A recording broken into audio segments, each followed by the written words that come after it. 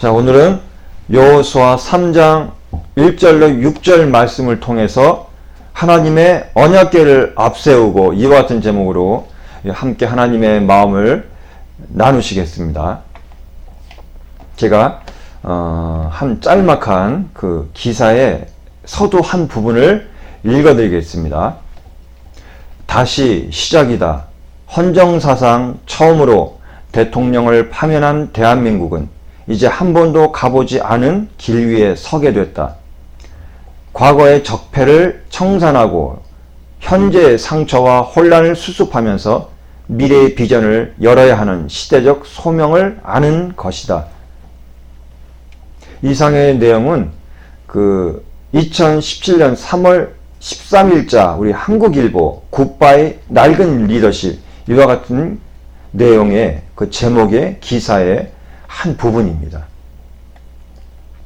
이 기사를 제가 접하면서 특히 어떤 부분에 어떤 표현에 이렇게 눈이 꽂혔냐면은 이제 한 번도 가보지 않은 길 위에 서게 됐다. 이 부분이었어요. 그동안 이와 같은 길을 걸었던 지도자는 아무도 없었어요. 그리고 우리나라 그 국민 역시도 이와 같이 이제 앞으로 그 펼쳐질 일들에 대해서 누구도 정확하게 100% 장담할 수 있는 확신을 할 수 있는 같은 사람은 없습니다. 그래서 바로 여기에는 어떤 설렘과 기대도 있지만 동시에 어떤 두려움과 어떤 그 미지에 대한 그 막연한 불안 같은 것이 또한 함께 어우러져 있습니다. 그런데 오늘 성경을 보니까 또 한 명의 지도자가 이와 같이 한 번도 가보지 않은 그 길을 가게 된 지도자가 있습니다. 바로 그는 여호수아입니다. 하나님의 은혜로 애굽에서 많은 그 이스라엘 민족들이 그 기록에는 한 200만 이상 되지 않을까. 그 같은 민족들이 40년 동안 그 광야에서의 방황을 끝내고 드디어 이제 여호수아를 그 지도자로 삼고 그를 중심으로 해서 이제는 하나님이 벌써 몇백 년 전에 약속을 하셨던 그들에게 주어지는 땅, 약속의 땅 가나안을 바로 눈앞에 보게 되는 거예요.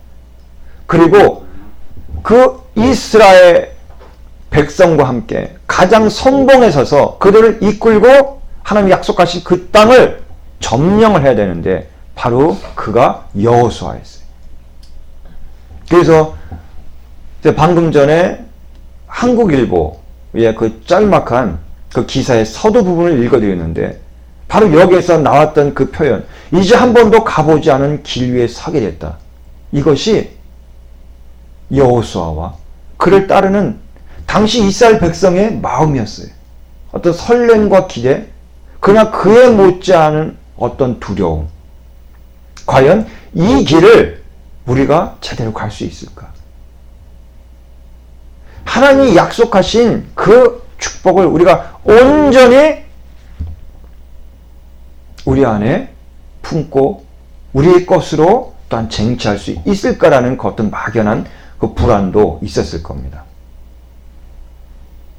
자, 드디어 그 여호수아를 선봉을 해서 그를 중심으로 해서 이제 이스라엘이 요단강을 건너서 그 가나안 땅의 바로 관문인 여리고성을 하나님의 기적적인 은혜와 권능으로 마침내 점령한다는 것이 오늘 여호수아 3장의 내용이에요.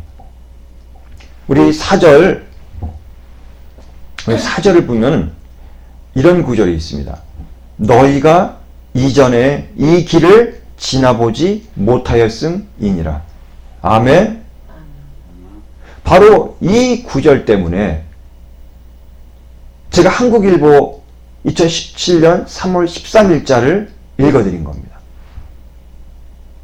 그 기사에 어떤 표현이 있었다고 그랬죠?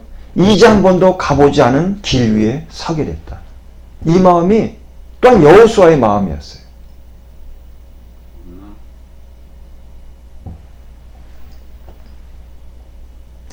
주님의 하나님의 인도하심 가운데 미지의 땅을 밟는 것, 그것이 믿음입니다. 우리가 이미 다 알고 있는 땅을 밟는 게 아니에요. 우리가 이미 다 계산할 수 있고 다 안전점검하고 앞으로 1시간 후에는, 하루 후에는, 한 달 후에는, 1년 후에는 어떤 일이 벌어질 것이며 그것에 대해서 우리가 어떻게 대비한다. 이미 이런 계획이 다 세워져 있는 우리가 익숙하고 잘 아는 땅을 가는 것이 아니에요. 믿음은 하나님이 가라고 하신, 내가 가보지 않은 그 미지의 땅을 가는 것이, 그곳에 두렵지만 불안하지만 발을 내리는 것이 믿음이에요. 바로 여호수아가 그와 같은 상황에 있었다는 거예요. 아브라함에게도 하나님 말씀하시기를 내가 너에게 지시할 땅으로 가라. 지시한 땅이 아니에요. 이미 다 알려주고 너는 정확히 어디 가서 무엇을 하고 어떻게 살아라. 이렇게 말씀하신 게 아니에요. 지시할 땅으로 가라. 정확한 지시가 내려진 게 아니에요. 그것이 믿음이란 거예요. 하나님은 그리고 또 우리에게 그것을 요구하세요. 하나님은 이미 다 알고 계시니까 이왕이면은 우리에게 좀 자세히 구체적으로 좀 작전을 하나하나 짚어서 설명하시면은 얼마나 우리 마음이 든든하고 좀 뭔가 알고 가니까 두려움이 없을 거 아니에요. 불안하지 않을 거 아닙니까? 그런데 하나님은 그렇게 안 하시더라는 거예요. 바로 내 앞에, 코앞에 우리가 당면해야 될 그 사실만을 얘기하세요. 그리고 그 속에서 하나님은 우리에게 진정 그분을 향한 믿음이 있는지 없는지를 보게 되는 거예요. 그거를 아시는 거예요.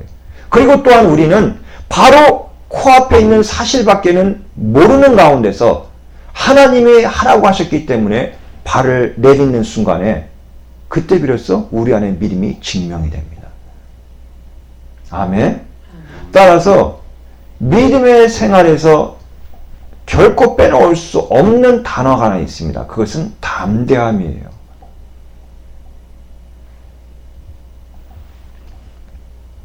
미지의 땅을 가는데 바로 성도에게는, 우리에게는 누가 그 안전한 가이드가, 완전한 가이드가 되신다는 거예요. 하나님이 그 안전한 가이드를 하시겠다는 거예요. 아멘. 하나님이 그 안전한 가이드가 돼주신다는 거예요. 제가 우연히 대동여지도라는 같은 영화를 본 적이 있습니다. 거기에서 이제 김정호가 당연히 주인공이죠.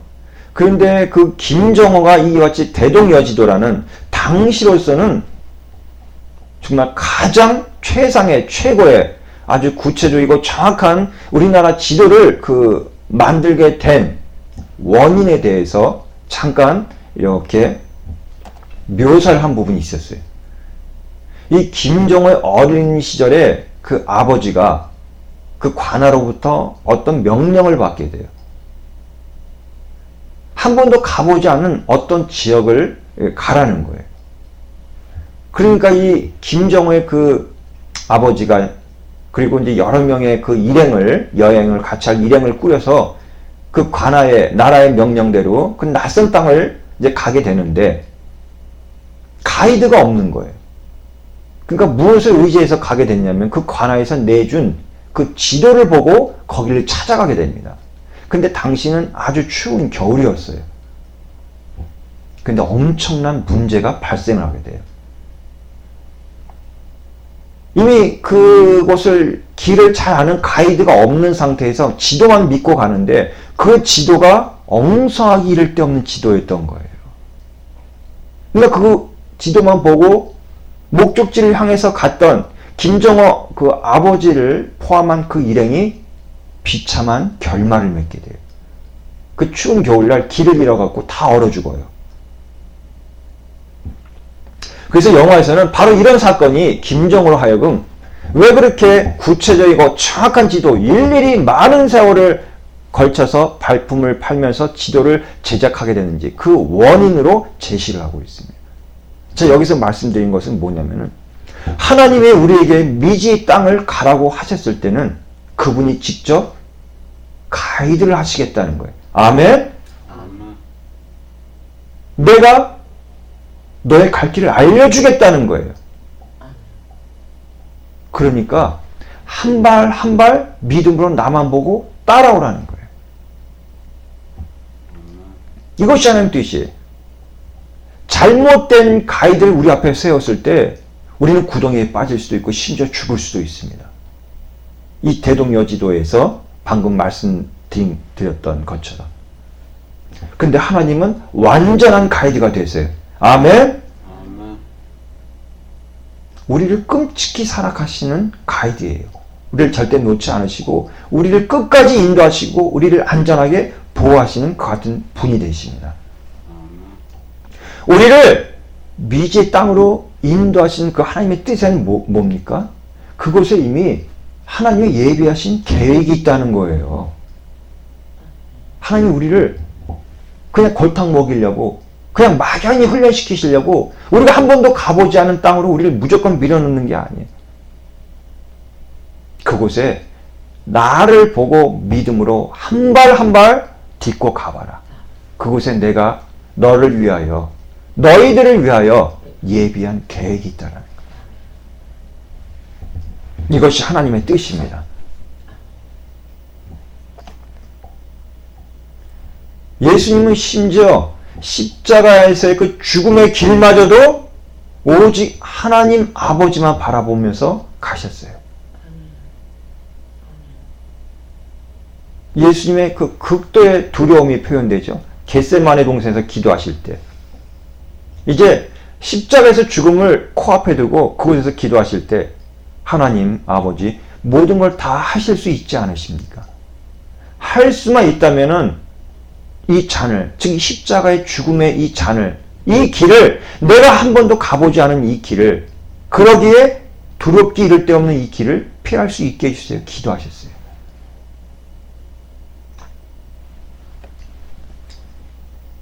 예수님에게도 그 십자가 죽음의 길은 미지의 길이었어요.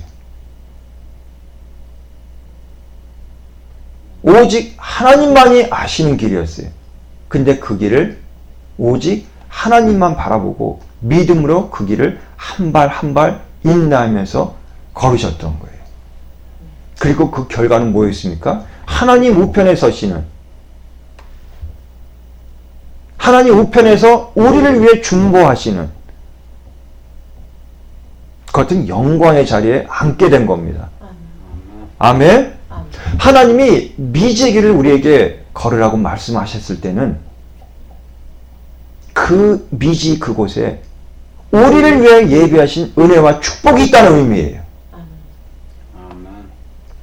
아멘. 지금 우리 성도님들 중에서도 내가 이때가 한 번도 가보지 않은 그 길을 하나님이 가라고 말씀하신다면, 그것을 우리에게 얘기하고 계신다면 그 길을 온전히 가시는 우리 귀한 성도님들 되시기를 간절히 기원합니다. 자, 또 한 가지, 그 한 번도 그 가보지 않은 그 길, 그 길에 대해서 우리가 또한 말씀드릴 수 있는 것은, 우리가 또한 눈여겨보아야 할 것은 3절에 여호와의 언약궤 매는 것을 보거든 너희 곳을 떠나 그 뒤를 쫓으라. 이제 그 요단강 앞에 와서 그 요단강만을 건너면은 드디어 그 가나안의 첫 관문이고 첫 성인 여리고 그 앞에 당도하게 됩니다. 근데 하나님이 그 여리고 그 요단강을 건너게 하는 그 방법이 굉장히 특이하셨어요. 그 맨 앞에 앞세운 곳이 공병대가 아니었어요. 배가 아니었어요. 자, 그 요단강 위에다 다리를 만들어라. 배를 만들고 뗏목을 만들어서 그것을 이어서 그것을 다리 삼아서 건너가라. 이런 방법을 얘기하신 게 아니었어요. 그 요단강 앞에 왔을 때 하나님이 여호수아에게 명하신 그 방법은 먼저 그 맨 앞에 언약궤를 맨 제사장들을 앞세워라. 그리고 그 그들로 하여금 그 요단강에 발을 딛게 해라. 그때 물이 그 많이 수량이 풍부한 그 흐르던 물이 멈추게 되는 거예요. 그리고 그 길을, 그 마른 땅을 이스라엘 백성이 유유히 건너게 됩니다. 그렇게 건너서 그들은 바로 여리고성 앞에 당도하게 돼요. 여기서 우리가 눈여겨보는 것은 바로 하나님이 제사장들로 하여금 언약궤를 메고 그 언약궤를 가장 먼저 앞세웠다는 거예요. 언약궤는 그 하나님의 임재의 그 가장 상징적인 것입니다. 이 말은 무슨 말일까요? 이 전쟁이 하나님의 전쟁이라는 거예요. 아멘? 하나님이 싸우신다는 거예요. 하나님이 그분의 권능으로 이기시겠다는 거예요.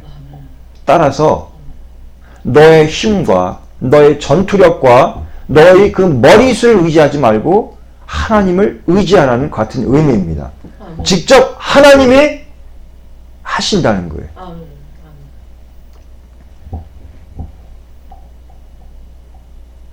하나님이 하신다는 거예요. 그 언약궤를 제사장들이 메고 그 이스라엘 앞에 서서 성봉으로 나아갔는데 바로 이와 같은 모양새가 하나님이 원하시고 기뻐하시는 그 같은 진군의 형태일 것입니다. 아멘. 지금 우리나라가 참으로 혼란한 시대에 있습니다.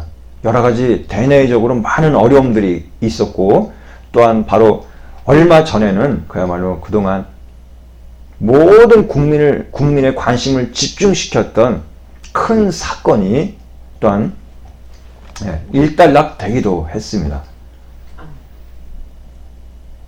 이 부분, 제사장들이 하나님의 언약궤를 메고 요단강을 건너는 그 부분을 묵상하면서 순간적으로 제가 떠올리게 됐던 것은 하나님의 경륜, 하나님의 뜻, 하나님의 계획하심을 가슴에 품은 주의 백성들, 교회들, 교회 지도자들이 민족들 앞에서 먼저 나아가서 그 선봉에 설 수 있는 그 같은 모습들을 보여줘야 된다는 거예요. 아멘. 마치 이스라엘에 앞서서 그 제사장들이 언약궤를 메고 나아갔던 것처럼 교회가 이 나라, 이 민족, 이 시대를 향한 하나님의 뜻을 가슴에 품고 그 언약궤를 가슴에 품고 그리고 어깨에 메고 이 시대 앞에 서서 이 나라, 이 민족 앞에 서서 국민들 앞에 서서 나아가는 모습을 보여줘야 된다는 거예요. 그와 같은 모습이 오버랩 되었습니다. 이렇게 될 때 비로소 하나님의 역사가 만천하에 드러나게 돼요. 아, 하나님이 하셨구나. 그때 모든 영광이 하나님께 돌려져요.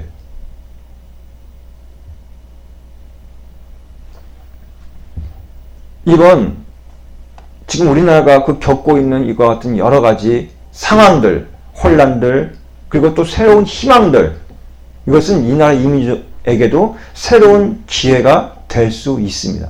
그러나 동시에 어디에도요, 교회에도 중요한 전환점이 되어야 되고 또한 될 수 있습니다. 아멘. 지금은 정말 중요한 시대라고 봅니다.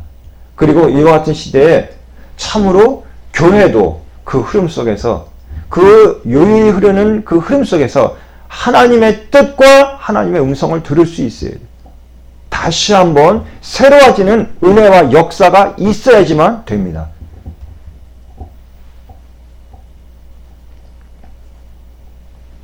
아멘.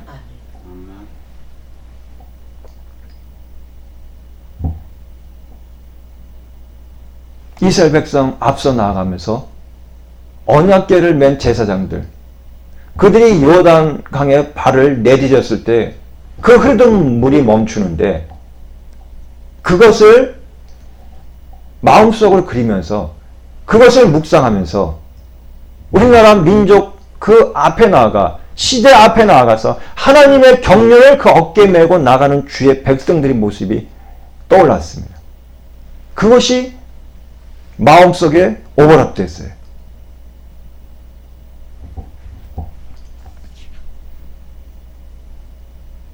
다가올 시대는 그야말로 경랑의 시대가 될 겁니다. 커다란 파도가 칠 것이고 또한 많은 헤쳐나갈 문제들이 우리 앞에 산재하는 그 같은 시대가 될 것입니다. 이제 이 시대에 이 나라를 향한 하나님의 뜻을 분별하여서 가슴에 품고 빛의 역할을 감당하는 같은 교회와 주의 백성 그리고 주의 지도자들이 또한 나와야 될 것이라고 생각합니다. 이와 같은 리더십을 발휘해야지만 됩니다. 즉 시대의 정신을 밝히는 리더십을 보여야지만 돼요. 아멘.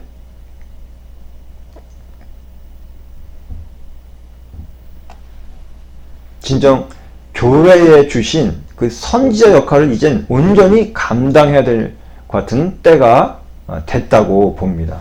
우리 에스겔서 33장 6절과 7절 말씀을 보면은 그러나 파수꾼이 칼이 임함을 보고도 나팔을 불지 아니하여 백성에게 경고치 아니하므로 그 중한 사람이 그 임하는 칼에 제함을 당하면 그는 자기 죄악 중에서 제한 바 되려니와 그 죄를 내가 파수꾼의 손에서 찾으리라.